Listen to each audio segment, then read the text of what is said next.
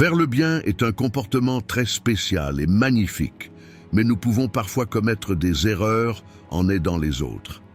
Dans cette vidéo, nous parlerons de 10 erreurs que nous commettons en aidant les autres. La première erreur que nous commettons en aidant les autres, se sacrifier. Le sacrifice de soi est un état dans lequel le désir d'aider les autres conduit à ignorer ses valeurs intérieures et ses limites. Cela signifie négliger les soins personnels et les préoccupations et faire passer les besoins des autres avant les siens. Un tel comportement peut au premier abord sembler vertueux et altruiste, parce que les attentes sociales et les normes culturelles admirent souvent ceux qui sacrifient leurs propres besoins pour le bien-être des autres. Cependant, à long terme, cette attitude peut conduire à un épuisement personnel, à un épuisement émotionnel, et même à des problèmes de santé physique. Parce qu'un individu qui s'épuise constamment pour les autres est privé de la possibilité de se guérir et de se renouveler en épuisant sa propre énergie, ses ressources et ses réserves émotionnelles. De plus, de tels sacrifices peuvent également miner l'identité et l'estime de soi d'une personne. Parce que lorsqu'une personne donne constamment la priorité aux besoins des autres, elle développe une sorte de relation de dépendance en liant sa propre valeur et son existence à la satisfaction des autres. Cela rend difficile pour une personne de trouver l'équilibre et la paix intérieure dans sa vie. Car, tout en vivant un épuisement interne, un sentiment constant de responsabilité envers le monde extérieur peut provoquer à terme des conflits internes et des troubles psychologiques. Par conséquent, lorsque l'on aide les autres, il est essentiel de prendre en compte ses propres limites et besoins, à la fois pour son propre bien-être et pour le bénéfice à long terme de ceux que l'on aide. Il ne faut pas oublier qu'une personne qui a séché son propre puits ne peut pas donner de l'eau aux autres. Par conséquent, remplir ses propres ressources internes et prendre soin de ses propres besoins avant d'aider les autres constitue la base d'une compréhension plus durable et plus saine de l'aide. Le stoïcisme met l'accent sur l'importance de connaître ses limites et de maintenir son équilibre personnel tout en aidant les autres. Le sacrifice total de soi, servir les autres tout en ignorant les besoins personnels et la santé, peut en réalité signifier l'automutilation. Selon la pensée stoïcienne, la vraie vertu consiste à servir les autres de manière équilibrée sans se détruire complètement pour le bien des autres. Le maintien de ses propres limites garantit l'équilibre tant personnel que relationnel avec les autres. Protéger notre propre santé et notre équilibre tout en aidant sans nous sacrifier procure le plus grand bénéfice à nous et à la personne que nous aidons. Ceci, dans la compréhension stoïcienne, rend durable à la fois la paix intérieure et une aide efficace. La deuxième erreur que nous commettons en aidant les autres, interférer trop. L'ingérence excessive fait référence au fait de s'impliquer indûment dans la vie et les décisions des autres tout en cherchant à les aider. Cette situation peut amener le désir de faire le bien de la personne à dépasser les limites de l'autre et à se transformer en une attitude qui nuit à son indépendance et à son autosuffisance. Au premier abord, le désir de trouver des solutions à ses problèmes et de lui apporter du soutien peut sembler plutôt bien intentionné et constructif, parce que les gens veulent aider leurs proches, atténuer leurs difficultés et les protéger. Cependant, lorsque ce désir d'aider se développe de manière incontrôlable, il peut éclipser la capacité des gens à faire face à leurs propres problèmes et rendre difficile la prise de décision concernant leur vie. Une personne qui fait preuve d'une attitude trop interventionniste peut placer l'autre dans une position de destinataire passif en proposant des solutions de son propre point de vue ou en prenant des décisions en son nom sans analyser correctement les besoins et l'état émotionnel de la personne qu'elle aide. Cela peut miner la confiance en soi de cette personne et réduire sa capacité à faire face à ses propres problèmes. Une intervention excessive peut également déformer la nature de la relation avec la personne aidée, parce qu'une personne qui est constamment exposée aux conseils ou à l'intervention de quelqu'un d'autre peut se sentir inadéquate ou sans valeur. À long terme, Cela peut créer des relations de dépendance. La personne peut perdre la capacité de prendre des décisions et d'agir par elle-même, ce qui peut nuire à son développement personnel. De plus, des attitudes trop intrusives peuvent perturber l'équilibre de vie de la personne aidée. Parce que chaque individu a le droit d'apprendre de ses propres expériences et de ses propres erreurs. Ce droit est vital pour la maturation et la connaissance de soi d'une personne. Par conséquent, lorsque vous aidez les autres, respecter leur propre parcours et leur permettre de prendre leurs propres décisions est la plus grande faveur que vous puissiez leur rendre. Une intervention excessive est un comportement qui, aussi bonne que soient les intentions, entrave l'autonomie et le développement personnel de la personne aidée. Par conséquent, lorsqu'on aide les autres, le respect de leurs limites et de leur liberté rend non seulement l'aide plus efficace, mais contribue également à maintenir une relation saine et équilibrée. Selon le stoïcisme, une ingérence excessive dans la vie d'autrui signifie intervenir dans des domaines hors de son contrôle et est contre nature. La pensée stoïcienne met l'accent sur l'importance de respecter les décisions des autres et de ne pas interférer avec leur processus naturel de développement. Une ingérence excessive, même si elle est faite dans l'intention d'aider, porte atteinte à la liberté et à l'indépendance de l'autre partie. En restant dans nos propres limites, nous pouvons préserver notre paix intérieure et véritablement soutenir ceux que nous aidons. Il s'agit d'une approche stoïcienne, compatible avec le respect du flux naturel d'autrui. Cette approche rend à la fois le processus d'aide plus efficace et aide à maintenir l'équilibre dans les relations. Troisième erreur que nous commettons lorsque nous aidons les autres. Fixer des attentes est un piège souvent négligé lorsque l'on aide les autres et peut conduire à des tensions cachées dans les relations. Car lorsque la personne qui aide, consciemment ou inconsciemment, attend un remerciement, une expression de gratitude ou un certain comportement en retour, cette attente conditionne l'aide et change sa nature. La sincérité de l'aide réside en grande partie dans le fait qu'elle est gratuite et inconditionnelle, parce que la vraie bonté est une action désintéressée réalisée uniquement en considérant le bien-être des autres.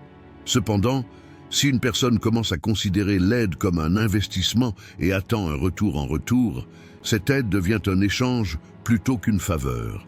Cela augmente la pression à la fois sur l'aidant et sur la personne aidée. La personne qui aide peut éprouver de la déception, du ressentiment et même de la colère lorsqu'elle ne reçoit pas la réponse qu'elle attendait, parce qu'il peut penser que son sacrifice n'est ni apprécié ni récompensé. Cela peut également avoir des effets négatifs sur la personne aidée, car la personne peut se sentir obligée d'exprimer sa gratitude ou de rembourser, ce qui peut entraîner un déséquilibre dans la relation et un sentiment inconfortable de fardeau. En particulier, lorsque ces attentes ne sont pas satisfaites, l'aidant peut développer des sentiments négatifs à l'égard de la personne aidée.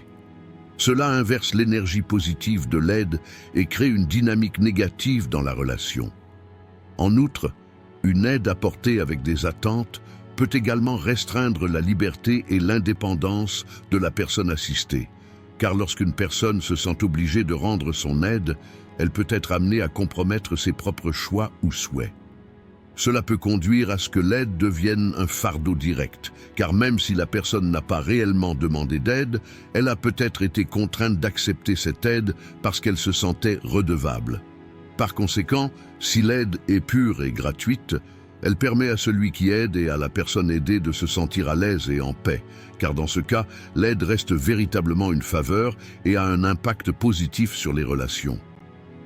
La vraie bonté trouve son sens lorsqu'elle est sans attente et sans récompense.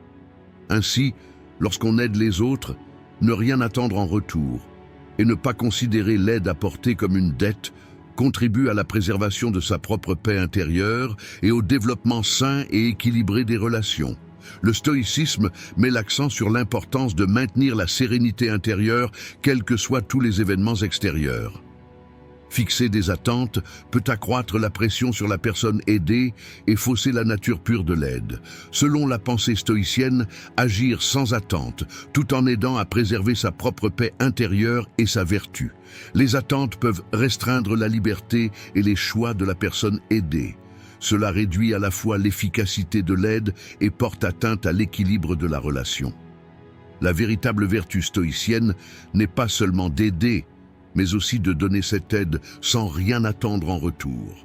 Cela améliore à la fois la qualité du processus d'assistance et favorise la paix personnelle. La quatrième erreur que nous commettons lorsque nous aidons les autres, les offres d'aide non sollicitées. Les offres d'aide non sollicitées font référence à une aide apportée de bonne foi, mais sans pleinement comprendre les besoins et les sentiments de l'autre partie. De telles tentatives d'aide peuvent nuire à la confiance en soi de la personne que nous essayons d'aider, la mettre mal à l'aise et même provoquer des tensions inutiles dans la relation. Lorsque nous proposons notre aide, nous pensons souvent que nous faisons quelque chose de bien en facilitant la vie de l'autre personne. Cependant, de telles offres faites sans se demander si l'aide est souhaitée ou non peuvent placer l'autre personne dans une situation indésirable. La capacité de chaque personne à faire face aux défis auxquels elle est confrontée a une valeur inhérente, et la reconnaissance de cette capacité renforce la confiance en soi et l'indépendance d'une personne. Lorsque nous faisons une offre d'aide non sollicitée, nous pouvons sous-estimer ou ignorer la capacité de la personne que nous voulons aider. Cela peut l'amener à se sentir inadéquat ou à remettre en question son pouvoir. De telles offres peuvent également violer le droit de la personne que nous aidons à prendre ses propres décisions et à résoudre ses problèmes à sa manière. Proposer une solution ou de l'aide à quelqu'un qui tente de résoudre seul un problème peut perturber son processus et l'empêcher de développer ses propres méthodes. Cette situation peut perturber le développement personnel d'une personne et la rendre plus dépendante. Offrir de l'aide n'a de sens que lorsqu'elle est vraiment nécessaire et souhaitée. Autrement, ce que nous proposons comme aide peut être perçu comme un fardeau, un inconvénient ou une intervention non désirée pour l'autre personne. Une aide non désirée peut créer un déséquilibre dans la relation. La personne qui aide place sans le savoir l'autre dans une position de récepteur, ce qui peut créer une sorte de hiérarchie dans la relation. Lorsque nous proposons constamment de l'aide à l'autre pour résoudre ses problèmes, nous sous-estimons sa compétence et sa capacité. Cela peut avoir un impact négatif sur la nature de la relation à long terme.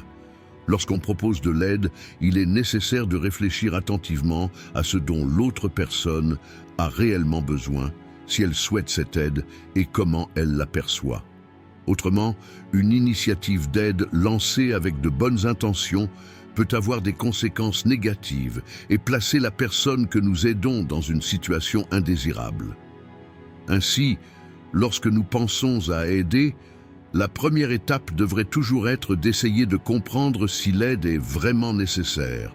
De cette façon, nous pouvons vraiment aider l'autre personne et éviter des tensions inutiles dans notre relation. Le stoïcisme met l'accent sur l'importance de respecter les souhaits et les besoins des autres. Les offres d'aide non sollicitées constituent un non-respect des limites et des préférences de la personne aidée, ce qui est contraire à la philosophie stoïcienne. La pensée stoïcienne soutient que l'aide doit être fournie sur la base d'une compréhension et d'un consentement mutuel. Une aide indésirable peut restreindre la liberté et la capacité de décision d'une personne, ce qui peut perturber l'équilibre des relations personnelles et sociales.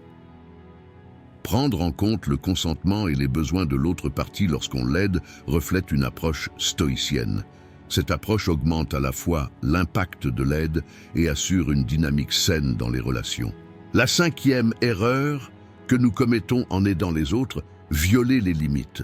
Violer les limites est l'une des erreurs les plus graves commises dans le processus d'aide aux autres, car ce comportement peut porter atteinte à l'espace personnel, à la vie privée et aux droits de décision des individus, renversant ainsi le but de l'assistance et conduisant à de profonds conflits dans les relations. Chaque personne a le droit de résoudre les événements et les problèmes de sa vie à sa manière. et une aide extérieure dans ce processus ne peut être véritablement précieuse et constructive que si ses droits sont respectés. Cependant, une conception de l'aide qui viole les limites peut méconnaître les droits de la personne, exercer des pressions sur elle et restreindre sa liberté. La violation des limites se produit généralement lorsque l'assistant envahit sans le savoir l'espace émotionnel ou physique de l'autre partie. Cela peut compromettre la capacité de la personne aidée à prendre ses propres décisions et à proposer ses propres solutions. La violation des frontières affaiblit également la base de la confiance mutuelle, parce que chaque individu s'attend à ce que ses propres limites et sa vie privée soient protégées. Lorsque ces limites sont violées, une personne peut se sentir vulnérable, en insécurité et sans valeur. Cela crée une distance émotionnelle dans la relation et nuit à la relation. Aider ne consiste pas seulement à apporter un soutien physique, mais également à comprendre et à respecter émotionnellement. Cela nécessite de prêter attention aux limites de l'autre. Un autre point important est que les violations des frontières sont généralement commises de bonne foi, compte tenu du bien-être de l'autre partie. Mais cette bonne volonté ne peut pas être une raison pour ignorer les frontières. Une véritable aide nécessite d'analyser avec précision les besoins et les limites de l'autre personne et de respecter ces limites. Si les limites d'une personne sont dépassées, cela restreint non seulement sa liberté, mais remet également en question la sincérité de l'aide. Parce que la violation des limites peut indiquer que l'aidant donne la priorité à ses propres désirs et jugements de valeur et laisse les besoins de l'autre partie à l'arrière-plan. Par conséquent, aider sans violer les limites commence par respecter la vie de la personne. Cela nécessite de prêter attention et de protéger ses souhaits, ses décisions et son espace personnel. Un processus d'aide dans lequel les limites ne sont pas reconnues et violées a des effets négatifs à long terme sur la personne aidée et nuit à la nature de la relation. Par conséquent, afin de rendre l'aide significative et utile, l'un des principes les plus fondamentaux doit toujours être de respecter les limites de l'autre personne et de ne pas les violer. Selon le stoïcisme, le respect des limites et de l'espace personnel des autres est le fondement d'une vie vertueuse. Violer les frontières signifie interférer avec des domaines hors de notre contrôle, ce qui est incompatible avec la pensée stoïcienne. La philosophie stoïcienne met l'accent sur l'importance de protéger à la fois nos propres frontières et celles des autres. La violation des frontières porte atteinte à la liberté et à l'indépendance d'une personne, ce qui réduit l'efficacité de l'aide et crée un déséquilibre dans les relations. Respecter les limites des autres tout en aidant garantit à la fois la paix intérieure et l'équilibre dans les relations. Cela met en pratique une approche stoïcienne et rend l'aide plus efficace. La sixième erreur que nous commettons en aidant les autres, conditionner l'aide. Conditionner l'aide signifie que l'aidant lie le soutien qu'il offre à certaines conditions ou attentes. Cela peut conduire à ce que l'aide devienne une forme d'échange ou de manipulation plutôt qu'une faveur pure et gratuite. Aider, dans son sens le plus fondamental, est une action réalisée avec le désir de soutenir quelqu'un dans une situation difficile et de répondre à ses besoins. La nature de cette action est à son plus pur lorsqu'elle est gratuite et sans attente. Cependant, lorsque l'aide est liée à des conditions, elle peut se transformer en une situation dans laquelle la personne qui aide donne la priorité à ses propres intérêts, attentes ou jugements de valeur. Cela exerce une pression inutile sur la personne aidée et crée une dynamique malsaine dans la relation. L'aide au conditionnement peut restreindre la liberté et l'indépendance de la personne aidée, parce que la personne peut se sentir obligée d'adopter un certain comportement, de prendre une certaine décision ou de répondre aux attentes de l'aidant en échange de l'aide qu'elle reçoit. Cette situation éclipse la capacité de la personne à agir selon ses propres souhaits et besoins et la place dans une sorte de position de débiteur. Conditionner l'aide crée une sorte de pression sur la personne aidée. Cette pression mine le processus de prise de décision de la personne et l'oblige à se conformer aux exigences de l'aidant, ignorant ses propres préférences.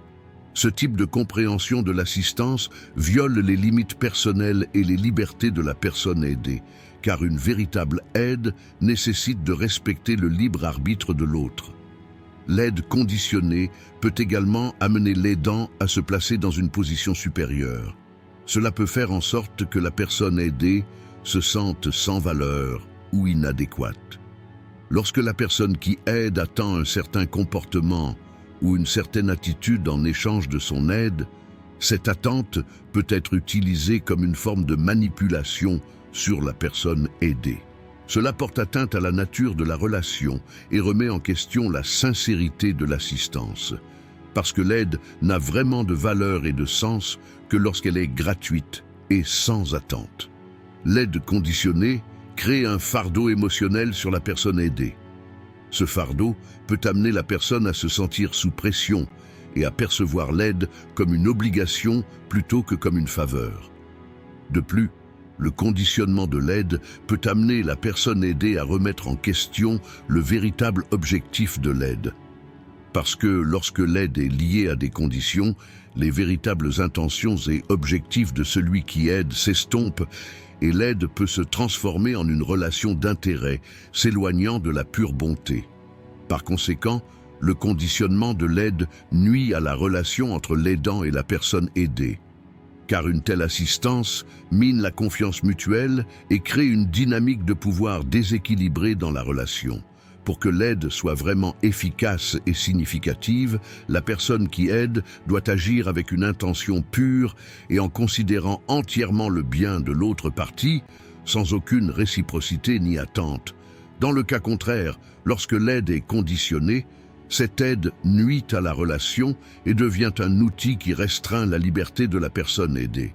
Selon le stoïcisme, la vraie vertu exige que l'aide soit offerte sans condition et sans attente.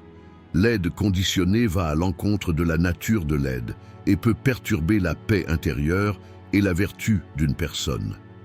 La pensée stoïcienne soutient qu'agir sans rien attendre en retour aide une personne à préserver ses propres valeurs. L'assistance conditionnée peut restreindre la liberté et l'indépendance de la personne aidée. Cela réduit à la fois l'impact de l'aide et crée un déséquilibre dans les relations. La véritable vertu stoïcienne n'est pas seulement d'aider, mais d'être capable d'offrir cette aide sans attente. Cela augmente à la fois l'efficacité de l'aide et favorise la paix personnelle. La 7e erreur que nous commettons en aidant les autres, se sentir coupable. Culpabiliser les gens est l'un des comportements les plus nocifs dans le processus d'aide. Et cela signifie que l'aidant manipule émotionnellement l'autre personne et l'oblige à se comporter d'une certaine manière ou à accepter l'offre d'aide. Une telle approche va à l'encontre de l'objectif de l'aide et porte atteinte à une relation basée sur la confiance et le respect mutuel. La culpabilisation se produit lorsque l'aidant exerce une pression émotionnelle sur la personne aidée en utilisant ses faiblesses ou ses sensibilités. Cela peut amener la personne aidée à entreprendre une action en dehors de ses propres souhaits et besoins, simplement pour plaire à quelqu'un d'autre ou répondre à ses attentes. Ce type de manipulation place la personne aidée dans une position de débiteur, parce que la personne doit faire des compromis sur ses propres souhaits ou sentiments afin de rendre la faveur qui lui est faite ou de répondre aux attentes émotionnelles de l'aidant. Culpabiliser les gens est un mécanisme d'oppression qui affaiblit le libre arbitre d'une personne et l'empêche de prendre ses propres décisions. Cela porte gravement atteinte à la confiance en soi et à l'indépendance de la personne aidée. Utiliser la culpabilité dans le processus d'aide éclipse la pure intention d'aider, transformant cette action en un outil de pouvoir et de contrôle. Cela crée une dynamique de pouvoir déséquilibrée dans la relation. Lorsque la personne qui aide crée un sentiment de culpabilité chez l'autre, l'aide n'est plus une faveur et est perçue comme une sorte de dette. Cela place la personne aidée dans une position émotionnellement faible et vulnérable. La personne culpabilisée peut se sentir inutile en étant soumise à cette pression émotionnelle et devoir compromettre ses propres souhaits, valeurs ou décisions afin de répondre aux attentes de l'aidant. Cela affaiblit l'identité et l'indépendance de la personne. Parce que la culpabilité perturbe l'équilibre interne d'une personne, l'obligeant à constamment rechercher ou s'adapter à l'approbation de quelqu'un d'autre. Culpabiliser les gens pendant le processus d'aide crée également une profonde méfiance dans la relation, parce que la personne commence à remettre en question les intentions et les sentiments de l'autre à son égard. Lorsque le véritable objectif de l'aidant est de contrôler ou de faire pression sur l'autre personne, plutôt que d'aider, cette aide perd sa sincérité et le respect mutuel dans la relation est remplacé par la méfiance. Lorsque celui qui aide utilise la culpabilité comme outil, cela nuit gravement à la santé émotionnelle de la personne aidée, car une telle manipulation amène la personne à se retrouver dans un sentiment constant d'endettement et à se soumettre aux exigences de l'aidant. À long terme, infliger de la culpabilité épuise émotionnellement la personne aidée et mine son identité, ses valeurs et son indépendance. Ceci est totalement contraire à la nature de la relation et au but de l'assistance. Une véritable assistance doit être fondée sur le respect mutuel, la confiance et la sincérité. Par conséquent, lors de l'aide, respecter les limites émotionnelles de l'autre personne et éviter de la manipuler avec des sentiments de culpabilité garantira que l'aide soit efficace et aidera à maintenir une dynamique saine et équilibrée dans la relation. Le stoïcisme met l'accent sur l'importance du respect des états personnels et émotionnels des autres. Culpabiliser signifie manipuler émotionnellement la personne aidée, ce qui est contraire à la philosophie stoïcienne. Selon la pensée stoïcienne, il est essentiel de ne pas nuire à la santé émotionnelle de l'autre et d'offrir un réel soutien lorsqu'on l'aide. Les sentiments de culpabilité peuvent rendre difficile pour la personne aidée de prendre ses propres décisions, ce qui affecte négativement à la fois l'efficacité de l'aide et la santé de la relation. La véritable vertu stoïcienne exige de respecter les limites émotionnelles et la liberté de l'autre partie lorsqu'elle aide. La 8e erreur que nous commettons en aidant les autres: se concentrer uniquement sur l'aide financière. Se concentrer uniquement sur l'aide financière est une idée fausse courante dans le processus de don, parce que les besoins humains ne se limitent pas aux ressources matérielles. Et pour réellement aider quelqu'un, il est nécessaire de prendre en compte ses besoins émotionnels, psychologiques et sociaux. L'aide financière peut bien entendu s'avérer vitale dans certaines situations. Par exemple, apporter un soutien financier à une personne confrontée à une urgence peut répondre à ses besoins fondamentaux et lui sauver la vie. Cependant, se concentrer uniquement sur l'aspect financier de l'aide revient à ignorer les besoins holistiques de la personne aidée. Cela peut limiter l'impact et la durabilité de l'aide. Les besoins existentiels humains ne sont pas seulement des besoins physiques ou matériels. Les gens ont également des besoins spirituels, tels que le soutien émotionnel, la compréhension, l'acceptation et les liens sociaux. Par conséquent, se concentrer uniquement sur l'aide financière signifie ignorer ces besoins plus profonds et parfois plus importants.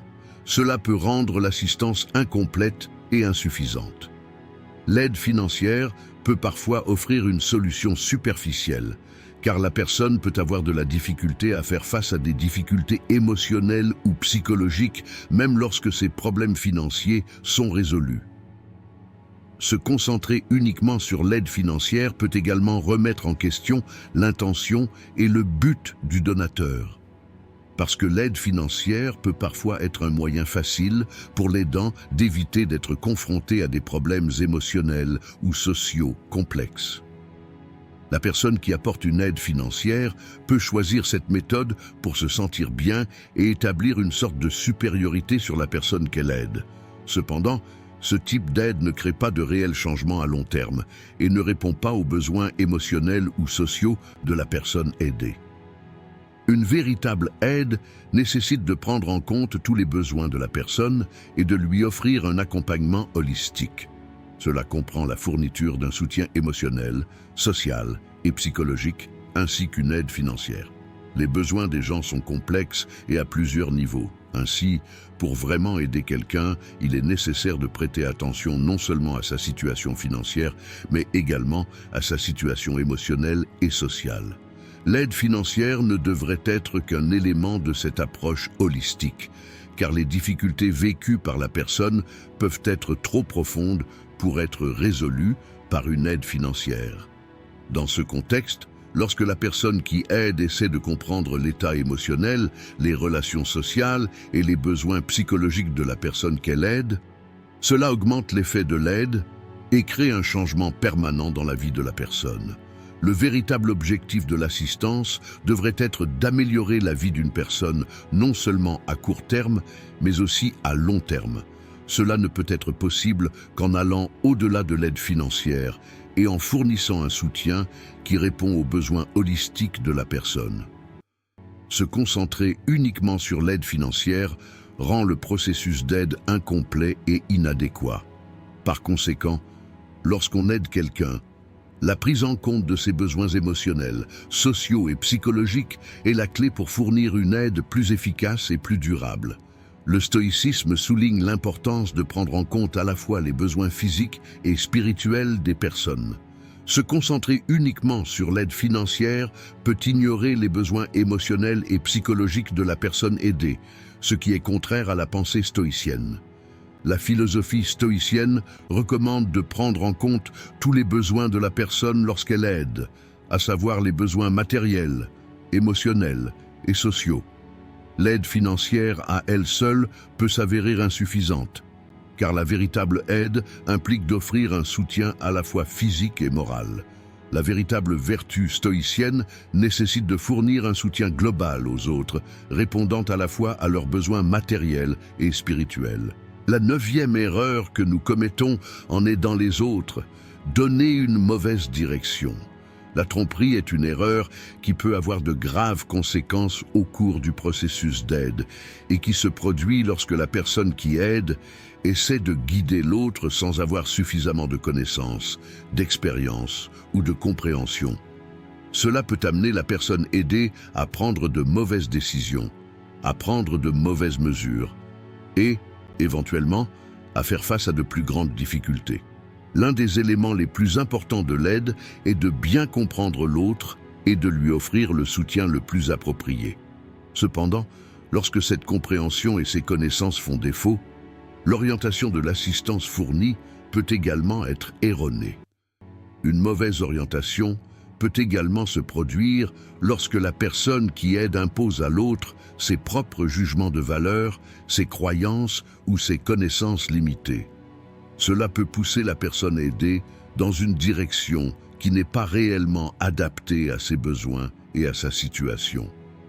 Un bon accompagnement dans le processus d'assistance est une action réalisée en comprenant pleinement la situation dans laquelle se trouve la personne et en tenant compte de ses besoins. Ainsi, la personne qui aide doit connaître ses propres limites au moment d'entamer ce processus, demander l'aide d'un professionnel lorsque cela est nécessaire et surtout prioriser les besoins et les souhaits de l'autre personne. Les erreurs d'orientation nuisent également à la capacité de la personne aidée à prendre des décisions indépendantes. Parce qu'une personne peut ignorer sa propre intuition ou ses connaissances en s'appuyant sur l'exactitude de l'aide qu'elle reçoit. Cela peut amener la personne à remettre en question ses propres décisions et à perdre confiance en elle. Cela compromet l'indépendance et l'autosuffisance d'une personne à long terme.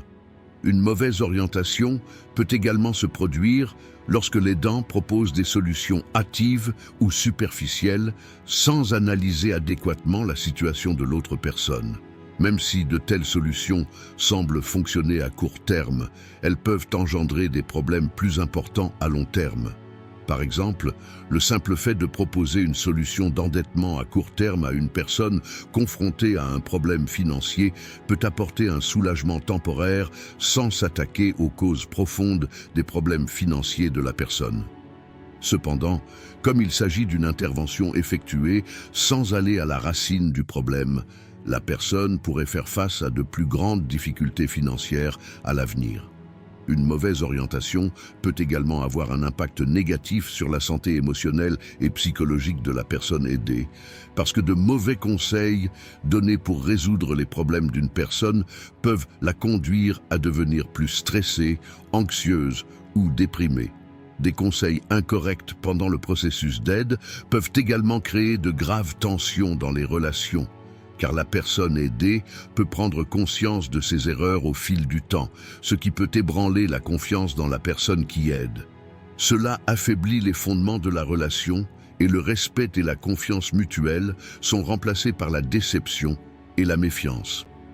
Lors de l'aide, il est essentiel de disposer d'informations précises et d'analyser attentivement la situation de la personne aidée. Par conséquent, la personne qui aide doit connaître les limites de ses connaissances et de ses compétences et demander l'aide d'un professionnel lorsque cela est nécessaire.